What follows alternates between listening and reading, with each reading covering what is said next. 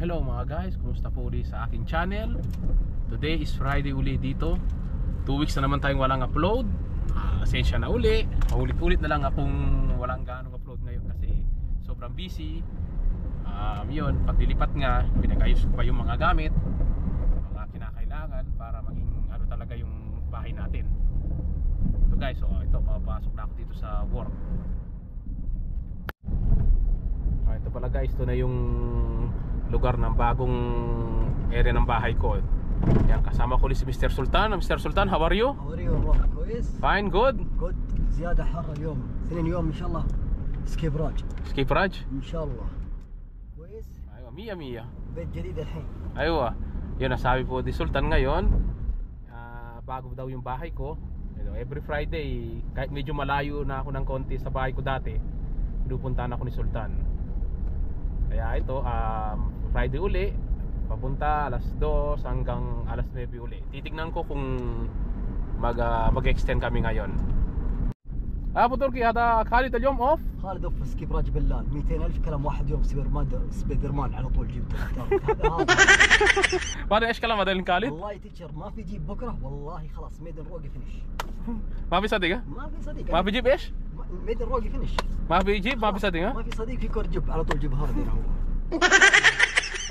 Si Khalid din, inaakit din ako pag uwi alos sa trabaho, tapos bibili kami ng pagkain. Yun, inahatid ako.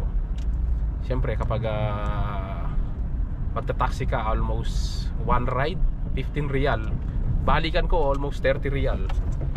Pero siyempre mga kaibigan ko, yung mga taga dito, mga lokal, hinahatid ako. Ayun, sinundo ako, tsaka hatid ako mamaya. Mahaba ito mga kasama ko dito guys.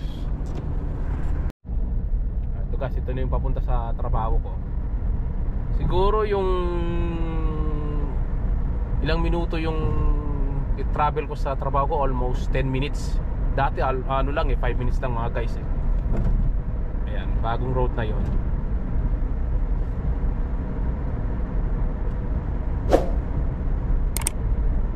Uwi na naman kami maaga ni Sultan mamaya.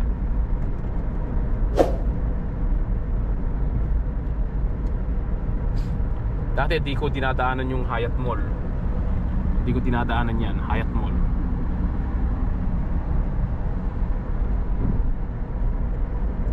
Ngayon dediretso kami sa King Abdullah Road. Pakanan kami. Itong lugar na to, itong way na to, tinatawag nilang King Abdulaziz Road. Kapag kakanan kami, King Abdullah Road. Ito yung Sahara Mall. Dadadaanan ko lang to kapag pag namimili kami ni Kuya, pag gagala kami, mamalengke. Pero ngayon halos araw-araw dinadaanan ko to. Minsan meron din daan dun sa may kabila, papuntang Riyadh Gallery. Pero dito mas mabilis. Dito nga lang maraming traffic light. Kaya minsan iniiwasan din nila. Pero dun sa may bandang kanan, sa may Riyadh Gallery, walang gaanong dun. Walang gaanong traffic light. So guys, kakanan na kami. May mga nakalagay na penalty. Dito na tayo sa King Abdullah Road.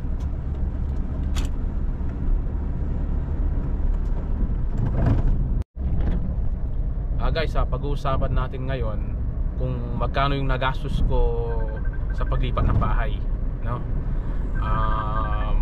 Kasi medyo magastos ngayon paglilipat, hindi na katulad dati. At saka kung anong dahilan bakit kami lumipat. Ito, malapit na kami sa trabaho. Guys, nandito na kami Sultan. Papasok na kami, mag-in. Yung fingerprint namin na dinala dun sa dulo, sa opisina. Yung phase 2 pala na pinakita ko sa inyo last August 1, patapos na rin yun. Dati construction, ngayon patapos na.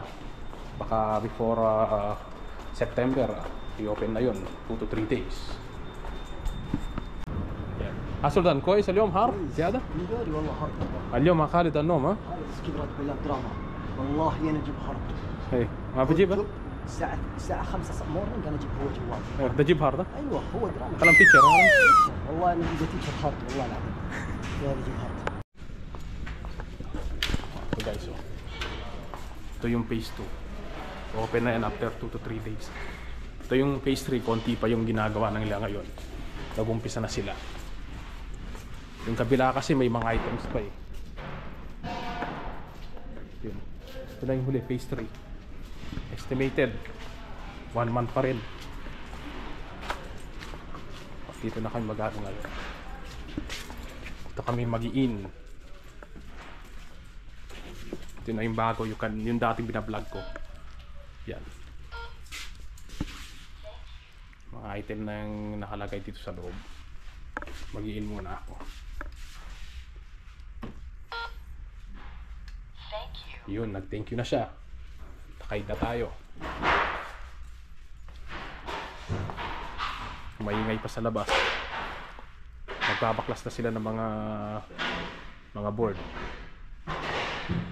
Yala, Botorki. Kois? لا على طول الشغل انا اشوف هذا فاكتوره انت ممكن في قبل توصيل. ايوه الحين. ايوه الحين. ايوه الحين انا اروح هنا مشوي انا اخلي هذا جزم اسوي كذا خلاص. Hello mga guys. Ito pauwi na kami ni Sultan. 9:20 na. Yun na, tapos na naman yung maghapong trabaho. Pag-uwi niyan, maglalaban naman ako. Para sa susunod naman na uniform, malinis naman uli. Mainit ngayong gabi. هذا هارد زيادة بتركي؟ اليوم هارد زيادة. هذا هارد هذا دراما. هذا هارد. Ito na ako sa may Imam bin Saud Road ang tawag dito. Dito ako dadaan papunta sa bahay namin.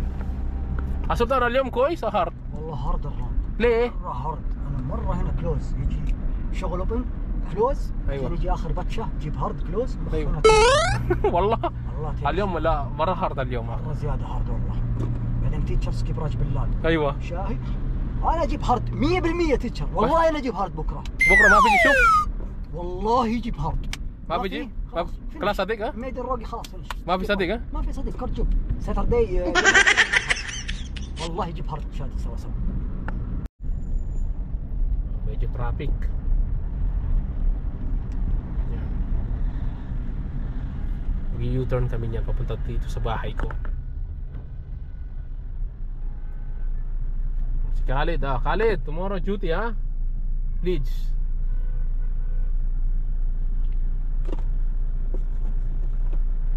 Traffic na ngayon dito sa Riyadh. Kapag ganyan mga weekend, maraming sakyan dito, sobra.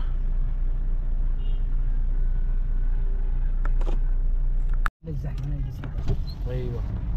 Ito na, mag-U-turn kami.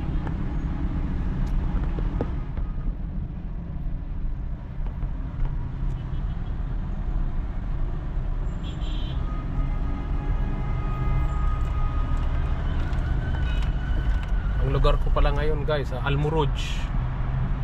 Tabi lang nung bahay ko dati. Yung bahay ko dati, ang area doon, King Fahad area.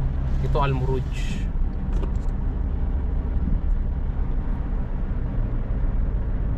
Dito na yung papunta sa amin.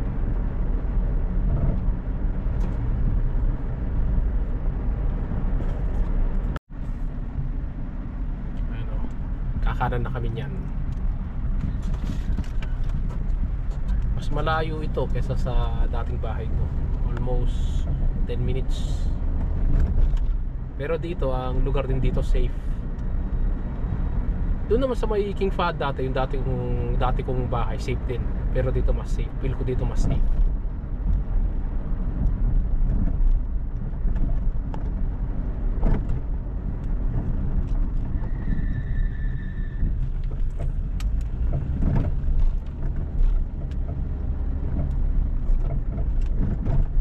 Adin Yamina.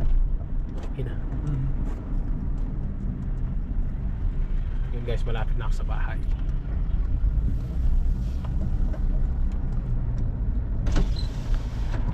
Yung bahay ko, ayun. Nakikita ko na yung bahay.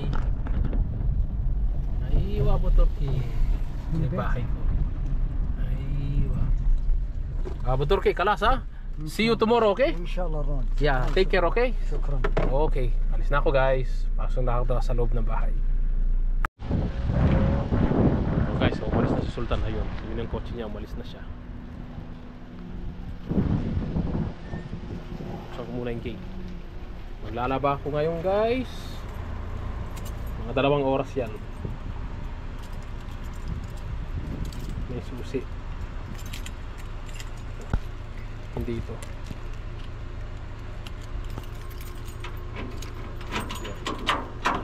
Yun. Dito na ako sa bahay. Na. Yun. Dito ako maglalaba.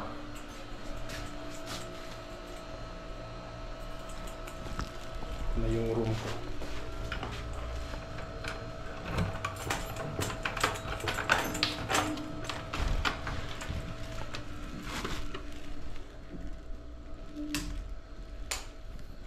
Yung room ko medyo makalat pa, pero medyo na-organize ng konti.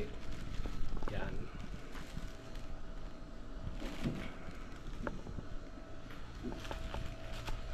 Lalaban muna ako guys. Dito na yung bagong bahay. Dito ako nakapeso para maglaba. Nga lang medyo maliit yung CR namin, hindi katulad nung dati. Yan. Dito ko nilagay yung pang-uniforme ko. Dito naman yung tubig. Medyo malit lang ng konti ko. Pero pwede naman. Naglaban na rin sila oh. Dati malaki yung sa labas namin, sa lumang bahay. Pero dito pang sakto lang talaga. Maliit. Pero okay lang naman. Kasi ilang kwarto lang kami dito, di katulad doon. Dito ako magsasampay niyan. Naglagay ako ng ano dyan, sampayan. Dito yung ano, yung kalan, kaya yung gas.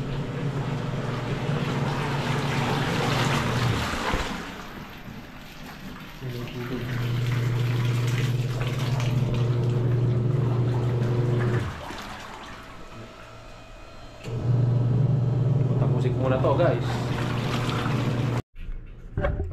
Hello mga guys. So, habang nagpapatryer pa ako dun sa mga nilabhan ko, pag-usapan natin yung mga paglipat ng bahay at kung bakit kami lumipat. Ang dahilan mga guys, kaya kami lumipat kasi yung bahay kasi medyo may kalumaan na. Balita ako nasa 3 hanggang 4 na dekada na yung tinitirahan namin. Kasi yung mga ceiling doon, yung mga tubo, medyo talagang may kita mo talaga na may kalumaan na yung bahay. Tapos yung may-ari, dinicide na yata na ipa-renovation uli yun. Parang yun, ayusin nila uli, parang babaguhin uli. Kaya napilitan kaming umalis. Almost 4 years kami doon. Yun nga lang, syempre, wala naman kami magagawa. Siyempre, sumunod kami sa may-ari na binigyan kami ng palugit para makapaglipat kami ng bahay. Yun po yung dahilan kaya lumipat po kami ng biglaan. Renovate po yung bahay. Kasi may edad na rin po kasi yung bahay, almost 3 to 4 decades. Kaya matagal na po. Yung mga ceiling may mga crack na, yung pintura, yung mga bakal niya. Para din siguro safe. Kaya pinapagawa nila yun. So guys, pag-usapan naman natin ngayon kung magkano nagastos ko sa paglipat dito sa bagong bahay. Kasi dito sa Saudi Arabia, kapag lipat ka nga, di ba, sarili mo nang gastos yung bahay. Kahit binibigyan ka na ng kumpanya every 6 months. Pero so far sa nakikita ko, hindi sapat pa yung binigay ng kumpanya kasi mataas na kasi yung mga cost of living dito. Ito na guys, yung nakuha kong bahay dito nasa 4,500. Yung 4,500 na yun, 6 months na po yun. Yung 4,500 din naman na yun, kasama na dun yung kontrata na every year may kontrata po yung ano namin, yung bahay namin. Kasi bago po talaga to, hindi po kami sumingit po sa mga may nakatira po. Hindi po, bago po talagang kontrata to. Kaya umabot po ng 4-5, kasama na yung kontrata at kasama na po yung ano dito. Siyempre, magbibigay ka rin sa taong naghanap dito sa bahay. Kaya umabot po ng 4,500. Equivalent po 750 per month po for 6 months. Umabot po siya ng 4,500 for 6 months. Katapos po yung aircon ko, yung split type, kapag pina-install mo uli yun, kasi magbubutas po uli yun eh. Pero dito sa may aircon ko dito, sa may bagong bahay na to, mayroon na siyang butas, paglagayan niya. Pero pina-adjust ko siya para yung wire niya pumaba, para yung dabig niya papunta dito sa may bed ko. Ang nagastos ko dito sa labor nito ay 350 real. Kasama na po yung baklas tsaka lagay. Katapos, kasi kapag binaklas po yan, lumabas po yung hangin niya. Yung freon niya po, yung sinasabing pampalamig ng aircon. Siyempre, pagkatapos ko pong pinalagay yung AC, nilagyan nila ng freon. Nasa 200 real po yun. Extra po yun. Tapos, siyempre, yung mga gamit kong nakita nyo sa unang vlog, nag-arkila po kami ng truck. Kasama na ito, yung mga lupuan, lamesa, rep, washing machine, bed, yung aircon nga. 600 real po yun. Kaso dalawa po kami doon, nagkasya po yung gamit namin, kaya 300 lang po yung yung sa akin. 300 po kami. Tapos pagkatapos noon, yung wire, kasi kapag siyempre pupunta ka dito, siyempre maninibag pa sa mga outlet, kailangan mo yung mga extension, may mga wiring, yung sa aircon yung mga wiring niya, kasi nilagyan ko ng tube yan, tubo, para yung tubig niya lalabas sa labas. Kasi kapag hindi mo nilagyan yung hose niya, tutulo sa loob ng kwarto. Yun, umabot naman yung gastos ko doon, 150 real. Tapos kasama din yung pagkain, kasi kumain din kami. Siyempre pinakain natin yung mga gumagawa dito. Umabot din ng 100 real yun. Also almost 200 something, kasama na yung mga makain kami habang nagbabayad kami. Kain kami sa labas. Umabot kami ng almost 200, kaya tig 100 lang kami. Tsaka yung yung taxi, nag-taxi din kami, umabot din ng 75 real. Kasi kada isang sulong ng taxi 15 real. Ilang beses kami bumalik, nagbayad, kumuha ng mga nagpa-duplicate ng susi. Kung mo yun, umabot ng 75 real. Yun ang mga gastos ko dito sa bahay. Ang total niya ay umabot siya ng 5,675 real. 5,675 real. Sa peso, kung i-convert mo sa peso, aabot siya ng 85,000 pesos. Ganun po talaga po yung dito yung kalakaran ng paglilipat ng bahay. Ito pong binayaran ko po ito, cash po ito, hindi po siya installment every month. Kasi kapag magbabayad ka ng bahay dito, pero naman mga yung mga every month magbabayad ka ng 1,000 real. Kami kasi dito nakakontrata na na siya 6 months, flat na 6 months. Kaya cash po lahat po yung binayaran ko, yung 5,675 real. Cash, one payment po yun. Ayun guys, alam niyo na ngayon kung magkano ngayon ng magpapalipat ng bahay dito sa Saudi Arabia. Medyo may kamahalan nga lang talaga yung mga bahay ngayon, kasi nagtaas na po sila. Kasi wala nang murang bahay ngayon eh. Merong mura, medyo malalayo na talaga yun. Pag magbiyahe ka, maabot ng, kapag mag-taxi, siyempre mas mahal pag taxi. Mura lang ng konti, hindi na naman diferensya. Siguro mga yung 4-5 real, yung dito sa bahay ko, siguro doon mga 3,000. Madalang ka lang makakita ng ganun. Kaso malayo yun. Pero dito sa bahay ko dito, safe. Kahit ako, mag-isa lang ako dito sa kwarto, tig-isa kami ni Katito dito sa kapila. Safe naman. Makikita mo naman yun sa daan na maraming ilaw, safe, malapit kami sa kalsada. Pero syempre, nagmahal lang talaga yung taxi. Syempre, dati, balikan yun na 20 real lang. Ngayon, umabot ng 30 real kasi 15. Buti na lang, nandyan si Khalid at Sultan, mga kaibigan ko, mga kasama ko sa trabaho. Hinahatid ako mga yan. Napakabait nila. Syempre, kapag hinatid ka, syempre, mamimenos mo na yung pamasahe mong pag-uwi sa bahay. Kaya mabait din mga kasama ko dito. Yung palang sinasabi kong total na 5,675, hindi pa kasama dun yung tubig at kuryente. Hindi pa namin alam kung magkano yung babayaran namin na tubig at kuryente. Malalaman namin yan maybe second week of September.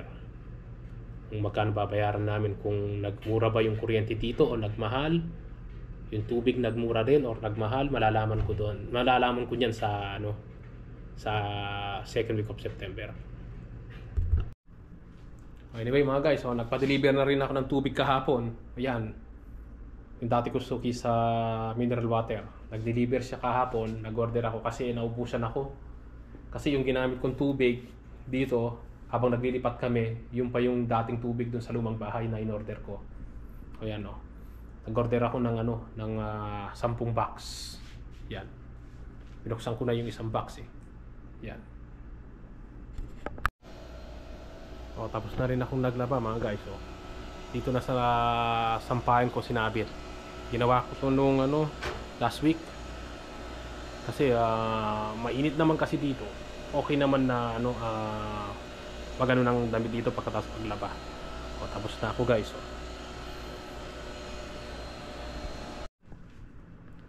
O mga guys, tapos naman tong maghapong Biyernes.